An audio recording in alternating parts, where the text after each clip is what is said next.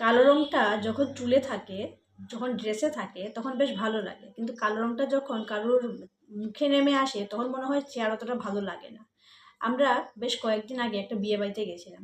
বিয়ে বাড়িতে যাওয়ার পর দেখলাম যে ছেলে ভীষণ খুশি, বিয়ে করতে যাবে। আমরা তো বলি ভালো, ভাই তুমি খুব হ্যাপি, কংগ্রাচুলেশনস।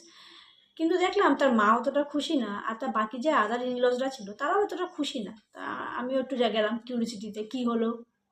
বলছে না না, কি যে পছন্দ করেছে, ছোট বোনটাকে বিয়ে করলে কি হতো, কিছু বোঝে না ছেলেটা। তা আমার না হাসি পেয়ে গেছে যে ছোট বোনকে বিয়ে করবে কেন, ভালোবাসে বড় বোনকে, তো বড় বোনকেই বিয়ে করবে।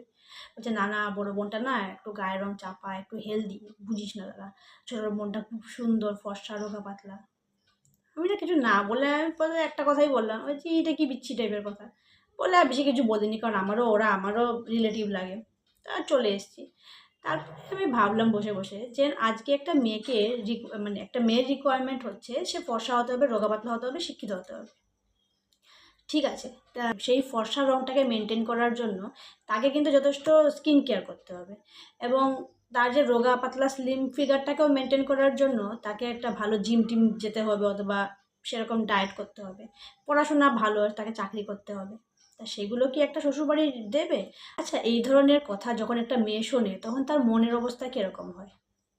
আর শুধু এমন না যে যে শাশুড়িরা ফর্সা শুধু তারাই ফর্সা বউ চাইছে, যে শাশুড়িদের গায়েরও নিজের চাপা, তারা নিজেরা হেলদি, তারা পর্যন্ত স্লিম ট্রিম এবং ফর্সা বউ চাইছে।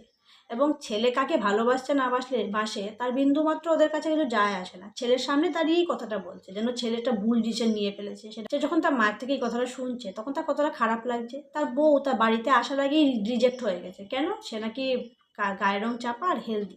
তো আমি সেই মেয়েদেরকে বলবো একটা কথা, যাদের গায়ের রং চাপা এবং গায়ের রং হেলদি, কারণ আমারও গায়ের রং চাপা, আমিও হেলদি। তো তাদেরকে একটা কথাই বলবো, এইসব ভাবার কিছু মানে নেই, কোনো রকমের কোনো কথায় কোনো কিছু ভাবার মানে নেই। ভগবান আমাদেরকে যেরকম বানিয়েছে খুব ভালো বানিয়েছে।